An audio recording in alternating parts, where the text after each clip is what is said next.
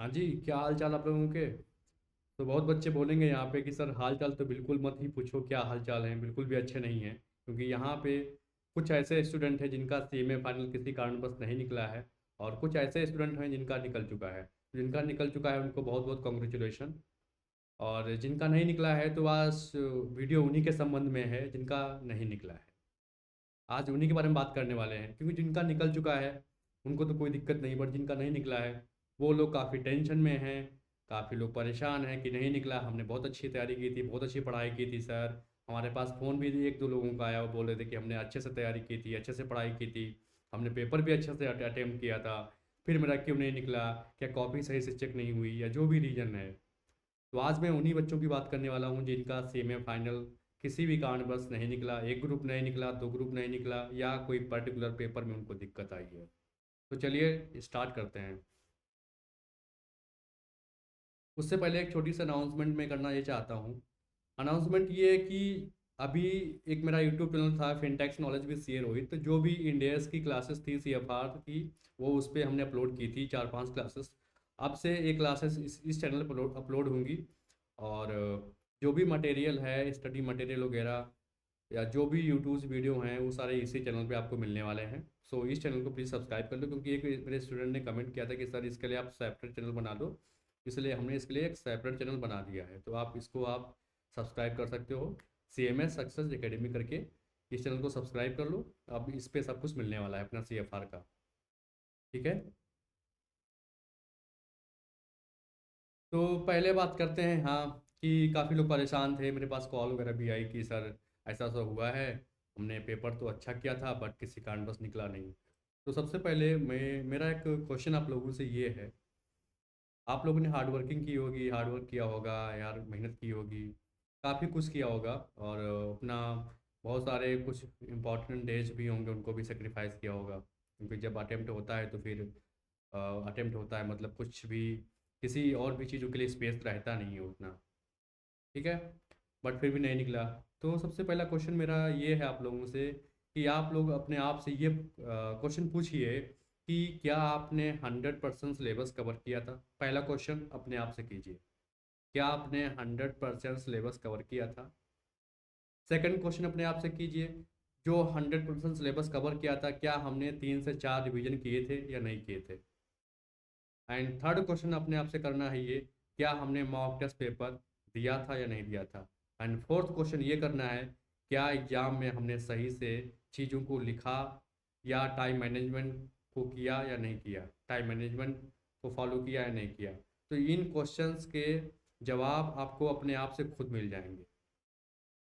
अगर जवाब positive way में मिलते हैं, मतलब आपने सब कुछ तैयारी किया था, आपका टिक मार्क है, 100% आपने सिलेबस तैयार कर लिया, आपने मॉक टेस्ट भी पेपर भी दिया, आपने रिवीजन भी किया, सब कुछ किया था, आपने बेहतरीन पेपर भी लिख के आप आए, सब कुछ आपने अच्छे से किया, बट फिर भी किसी कारणवश आपका CMA फाइनल का कोई पेपर रह गया जिसकी वजह से आपका ग्रुप नहीं निकला।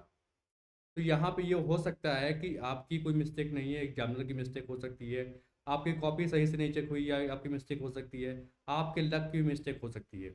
कभी कभी लक हमारा साथ नहीं देता, क्योंकि सक्सेस पाने के लिए हार्ड वर्क के साथ साथ लक भी थोड़ा बहुत ज़रूरी होता है।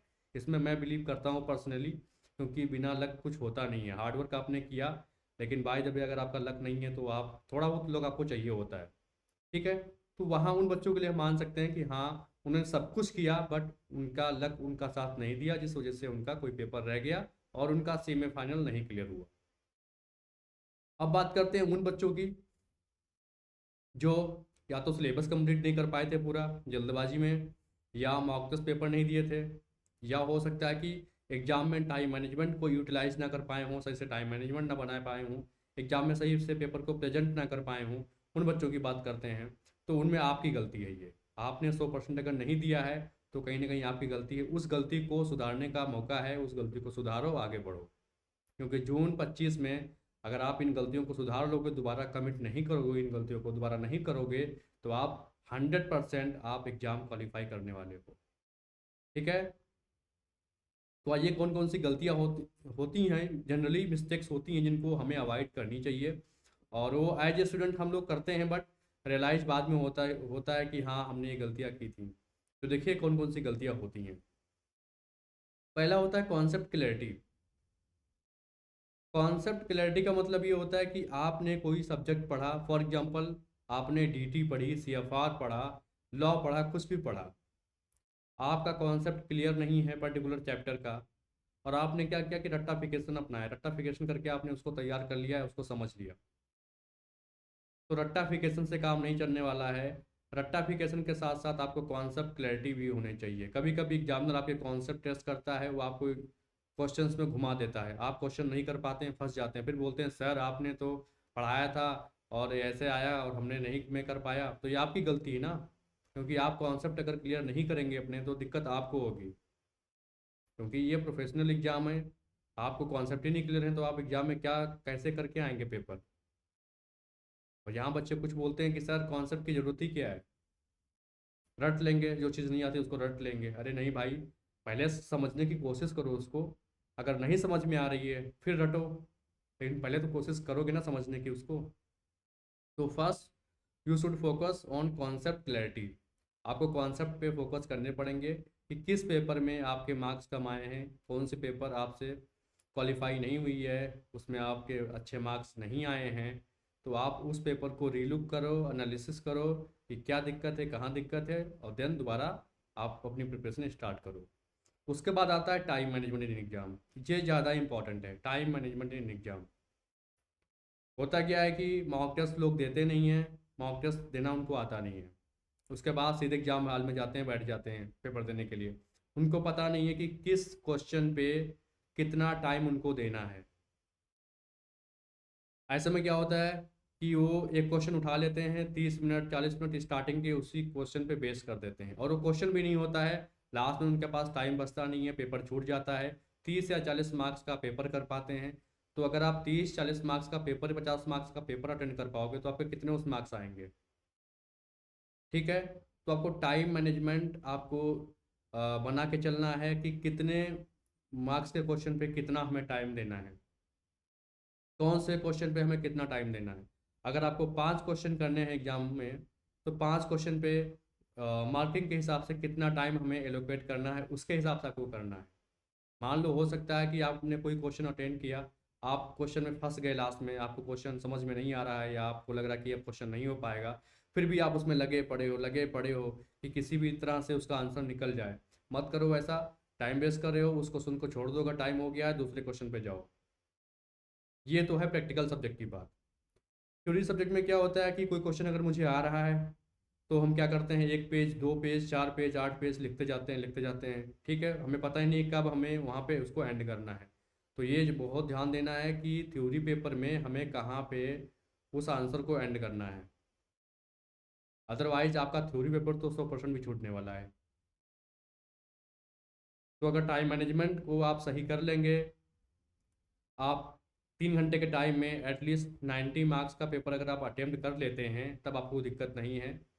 लेकिन अगर आप उससे कम मार्क्स का पेपर अटेम्प्ट कर पाते हैं, आपको पेपर आ रहा है फिर भी आप अटेम्प्ट नहीं कर पा रहे हैं, तो आपकी दिक्कत है, आप टाइम मैनेजमेंट नहीं कर पा रहे हैं, आपकी स्पीड स्लो है, ये सब दिक्कतें हैं। तो टाइम मैनेजमेंट इसलिए नेसेसरी है, लोकेट करने के लिए कितना टाइम किस किस क्वेश्चन पे देंगे और कितने मार्क्स के लिए वो क्वेश्चन है, दैट इज मोर इम्पॉर्टेंट।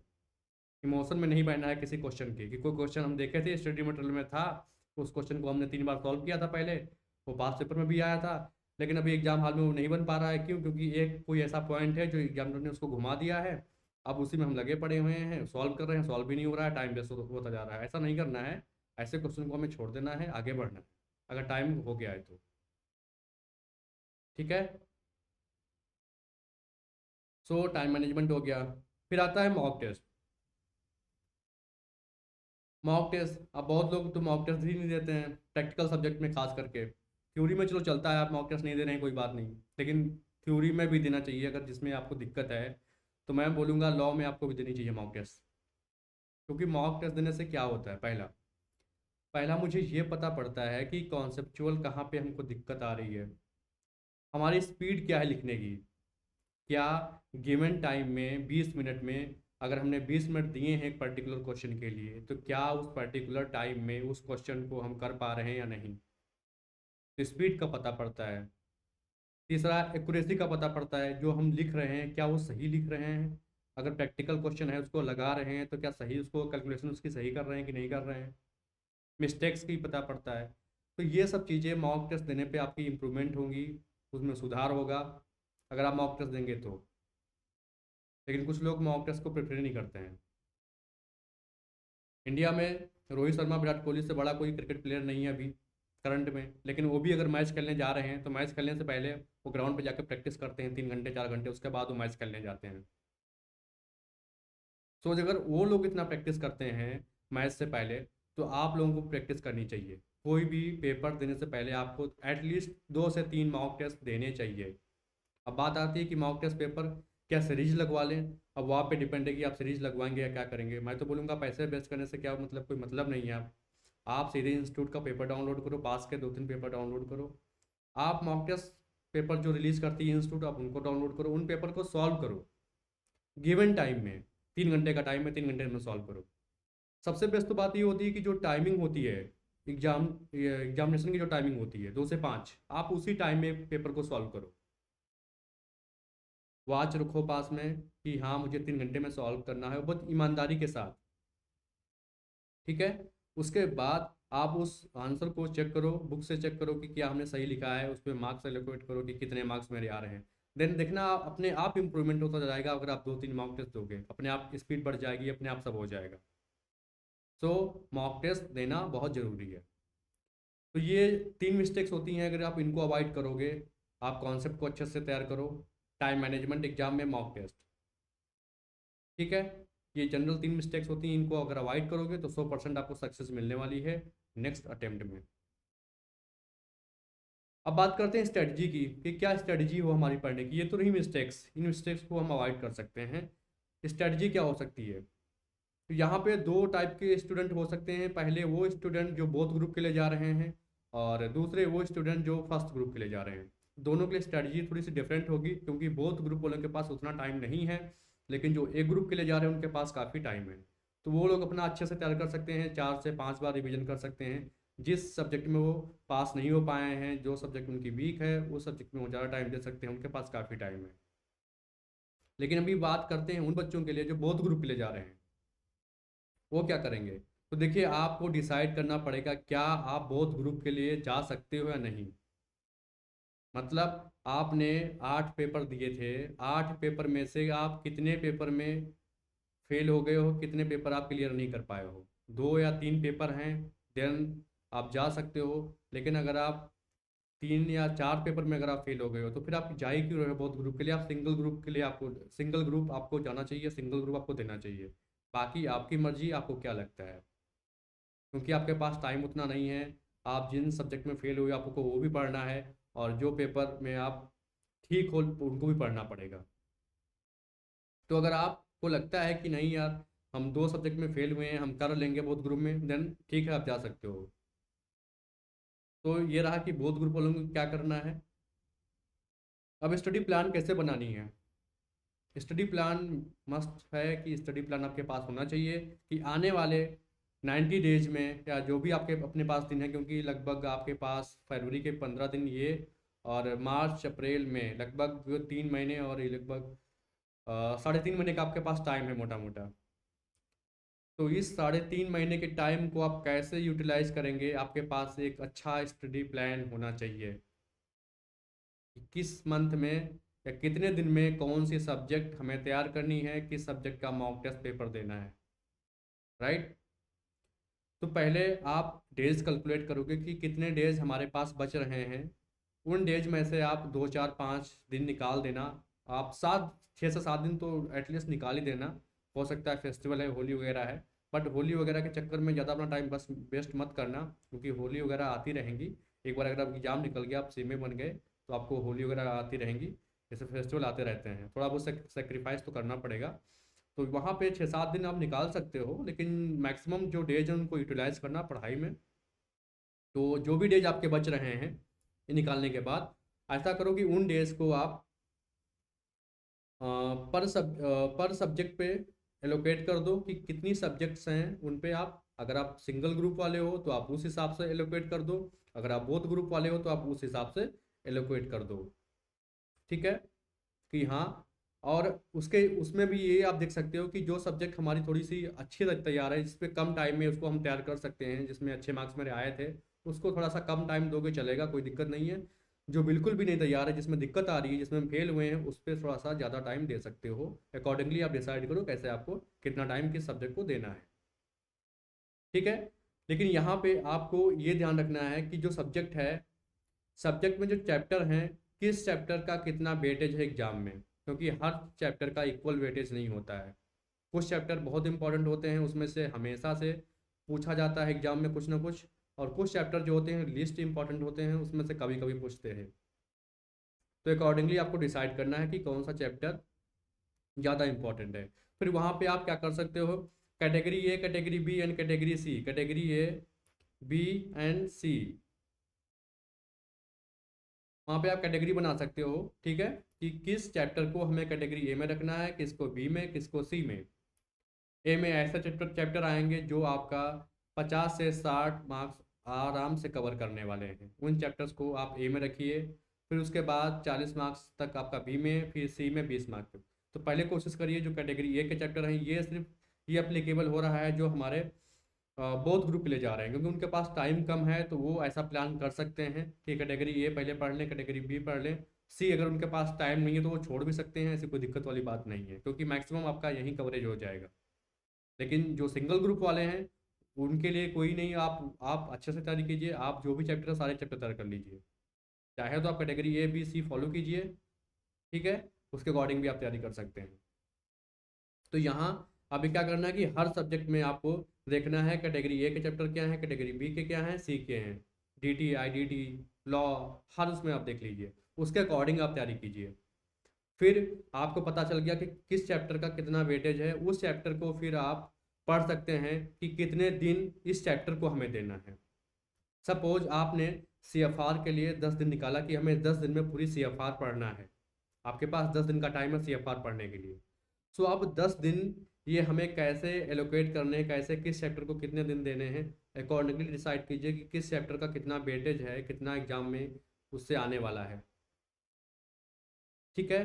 तो आपका दिन के हिसाब से शेड्यूल बन जाएगा, फिर आप दिन को घंटे में कन्वर्ट कर लीजिए, ऐसे करके आप पढ़ाई कीजिए, आपका स्मूथली सब कुछ कवर भी हो जाएगा, इजिली आपका पूरा सिलेबस कवर हो जाएगा।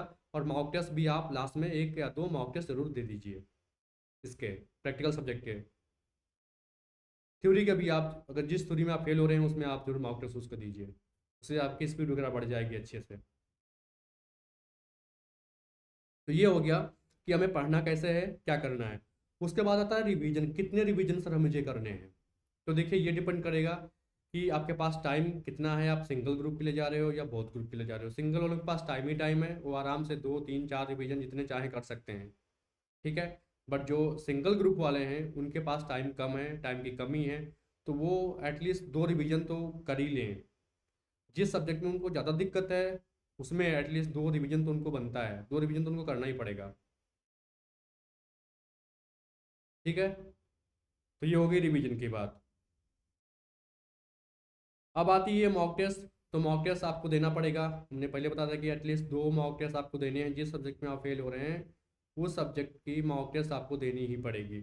अमेंडमेंट वगैरह देख लेना, कोई अमेंडमेंट वगैरह अगर कोई है तो उसको भी कवर कर लेना, कभी कभी एग्जाम में अमेंडमेंट से क्वेश्चन आता है, एमसीक्यू वगैरह भी बन जाता है।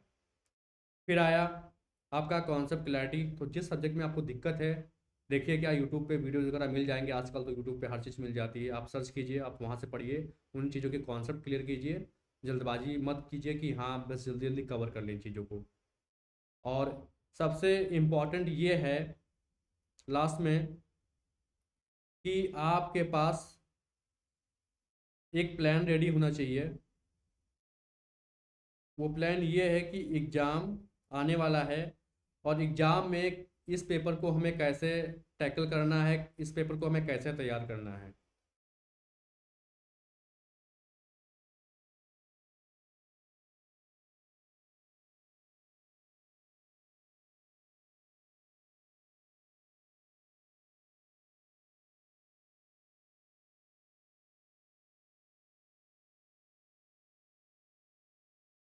हाँ, एग्जाम में कैसे इसको टैकल करना, कैसे पढ़ना। क्या होता है कि हमारे पास बहुत टाइम होता नहीं है, हमारा पेपर छूटता है, पेपर छूटने के बाद हम घर पहुंचते हैं तो 5 बजे पेपर ख़त्म होता है, दिन उसके बाद घर पहुंचते हैं 6 7 8 बज जाता है, दिन पढ़ाई स्टार्ट करते हैं, पूरा दिन एक बजता है। होता क्या है कि आप पहले सब कुछ पढ़ लेते हो कि हाँ टाइम ही टाइम है, होता ही भी टाइम है, सब कुछ पढ़ लेते हो, सब कुछ कवर कर लेते हो। लेकिन एग्ज़ाम से जब एग्ज़ाम आता है तो एग्ज़ाम के एक दिन पहले, पेपर के एक दिन पहले हमें क्या पढ़ना है हमें कुछ पता नहीं होता है। हम किताब खोल के बैठ जाते हैं, पढ़ना स्टार्ट करते हैं, और पता ये पड़ता है कि नेक्स्ट डे तक जिस दिन एग्ज़ाम है आधी चीज़ें हमारी क्लियर ही नहीं हो पाई हैं, आधी चीज़ें हम पढ़ ही नहीं पाए हैं, वहाँ तक पहुँच ही नहीं पाए हैं। खास करके जो ये डीटी पेपर होता है, डायरेक्ट टेक्स्ट पेपर, जो हमारे बड़े होते हैं जिसमें बहुत सारे कॉन्सेप्ट होते हैं, वो कवर नहीं हो पाते हैं। तो उनकी प्लानिंग आपको पहले से करके रखना पड़ेगा कि एग्ज़ाम के एक दिन पहले हमें क्या क्या एग्जैक्ट पढ़ना है, क्योंकि पास वहाँ पे टाइम बहुत कम होता है। वहाँ पे आप क्वेश्चन को टिक कर सकते हो। कुछ आपके इंपॉर्टेंट क्वेश्चन होंगे जो लगता है कि ये थोड़ा सा हमको दिक्कत करते हैं, तो उन क्वेश्चन को टिक कर लो हर चैप्टर से कि ये क्वेश्चन हम एग्जाम से पहले देख के जरूर जाने वाले हैं। उन क्वेश्चन को टिक करो, कुछ ऐसा स्टार मार्क कर दो या कुछ ऐसा टिक कर दो, ताकि आपको आइडेंटिफाई आप कर पाएँ कि हाँ ये ऐसे क्वेश्चंस हैं जिनको हमें एग्जाम से पहले देखना ही देखना है। राइट। तो उन क्वेश्चन को टिक करो, उन कॉन्सेप्ट को टिक करो जो दिक्कत आपको करते हैं, क्योंकि आपके पास इतना टाइम होता नहीं कि आप सब कुछ डिटेल में पढ़ने बैठ जाओ, नहीं होता है टाइम। अब क्वेश्चन भी आपको देखना है, कॉन्सेप्ट भी पढ़ने हैं, सिलेबस पूरा देखना है, और नेक्स्ट डे आपको प्रिपेयर भी करना है, थोड़ा बहुत आपको सोना भी है। ठीक है, रोबोट नहीं हो कि आप रात भर पढ़ लोगे, दिन भर पढ़ लोगे और उसके बाद एग्जाम देने चले जाओगे, आपको सोना भी पड़ेगा। तो वो क्वेश्चन आप मार्क करो कि ये क्वेश्चन है, इनको हम एग्जाम से पहले देखेंगे, ताकि आपके पास आपको ये पता पड़ रहे कि एग्जाम से एक दिन पहले एग्जैक्टली हमें क्या क्या पढ़ना है। That is very very important कि एग्जाम से एक दिन पहले क्या पढ़ना है। बच्चे यहीं फंसते हैं, वो पहले सब कुछ पढ़ लेते हैं। अगर मैं डीटी की बात करूँ तो डीटी का सिलेबस बहुत काफ़ी बड़ा सिलेबस है। आप पढ़ने बैठोगे तो स्टार्टिंग से आप लास्ट तक खत्म ही नहीं होगा एक दिन में। अब जब वो एग्ज़ाम दे के आते हैं उसके बाद उनके पास टाइम उतना होता नहीं है। अब वो खोल के बैठते हैं, कन्फ्यूज होते हैं कहाँ से स्टार्ट करें क्या ना करें। तो आपको ये करना पड़ेगा, हर सब्जेक्ट का एक पेज पे लिख लीजिए। हर सब्जेक्ट का एक पेज बनाइए। उस पेज पे ये लिखिए कि एग्ज़ाम से एक दिन पहले इस सब्जेक्ट को हम कैसे पढ़ने वाले हैं, कैसे कौन से क्वेश्चन देखने वाले हैं, कौन सा कॉन्सेप्ट पढ़ने वाले हैं, और क्या क्या कैसे पढ़ने वाले हैं। ये ज़रूर इसको ध्यान में रखिए, इसको ज़रूर लिखिए, अदरवाइज़ आपके पास उतना टाइम रहता नहीं है और आप कन्फ्यूज हो जाते हैं। ये इंपॉर्टेंट है, इसको ध्यान में रखना है आप लोगों को। तो ये रही एग्ज़ाम की बातें कि एग्ज़ाम को कैसा टैकल करना है, क्या स्टडी प्लान होना चाहिए, क्या गलतियाँ होती हैं जिनको हमें अवॉइड करनी है। अब बात करते हैं कि मैं क्या हेल्प कर सकता हूँ आप लोगों की। देखिए, आप लोगों को पता है कि मैंने कुछ वीडियोस डाले हुए हैं आपके CFR के इंड AS 16 पे, पुराने चैनल पे, जिसका नाम फिनटेक्स नॉलेज विद CA रोहित। आप वहाँ पे जाओगे तो वहाँ पे आपको मिल जाएंगे। बट अब जो भी वीडियोज हैं आपको इसी चैनल पे मिलने वाले हैं CFR के। सो आप ये चैनल सब्सक्राइब कर सकते हो, और टेलीग्राम चैनल भी सब्सक्राइब कर लेना, ज्वाइन कर लेना, क्योंकि वहाँ पे नोट्स वगैरह भी मिल जाएंगे, क्वेश्चंस वगैरह जो हम करवाएंगे तो क्लास नोट्स वगैरह जो भी हैं वही मिल जाएंगे आपको। तो CFR हम आप लोगों को पढ़ाने वाले हैं। अगर आपका CFR पेपर किसी कारणवश नहीं निकला है, तो अगर आप CFR में आपको कोई दिक्कत आ रही है तो आपको दिक्कत नहीं आएगी अगर आप पढ़ने वाले हैं मेरे से। और ये सब आपको फ्री ऑफ कॉस्ट रहने वाला, कोई आपसे 1 रुपये चार्ज नहीं किया जाएगा। और दूसरी बात ये कि जो चैप्टर बहुत इंपॉर्टेंट है एग्जाम पॉइंट ऑफ व्यू से, जो पहले उनको मैं कवर करने वाला हूँ। एटलीस्ट 80 मार्क्स का आपका सिलेबस हम कवर कर देंगे। उसके बाद जो ऐसे चैप्टर हैं जिनसे कम पूछा जाता है, कभी कभी बिल्कुल भी नहीं पूछते हैं, उनको लास्ट में रखेंगे, अगर टाइम होगा तो कर लेंगे। तो पहले हम लोग इंपॉर्टेंट चैप्टर करने वाले हैं। दूसरी बात ये कि अगर आप लोग को कुछ लगता है कि ये चैप्टर में आपको दिक्कत है, या इस इंडियस में, पर्टिकुलर इंडियस में आपको दिक्कत है, तो आप कमेंट के माध्यम से बता सकते हैं, तो मैं उस पर वीडियो ज़रूर बनाऊँगा। तो ये रहा स्टडी प्लान वगैरह, इसको फॉलो करो। और दूसरी बात ये कि हार मत मानो यार, ठीक है। तो CMA एग्ज़ाम कोई इतना आसान एग्ज़ाम नहीं है, टफ एग्ज़ाम है। तो आपकी जो भी हार्ड वर्किंग है, जो आपने हार्ड वर्क जो भी किया है, वो कभी बेकार नहीं जाएगा, कभी ख़राब नहीं जाएगा। बस थोड़ा सा डिले हो गया है 80 में बनने में आपके। आप जून 25 में बन जाओगे, कोई दिक्कत वाली बात नहीं है। तो इस वीडियो को शेयर करो अपने दोस्तों के साथ जिनका नहीं निकला है या जो प्रिपेयर करना चाहते हैं, और ख़ास करके CFR सब्जेक्ट। तो CFR से रिलेटेड जो भी चीज़ें हैं यहाँ आपको मिलने वाली हैं। मिलते हैं नेक्स्ट वीडियो में। नेक्स्ट लेक्चर के साथ।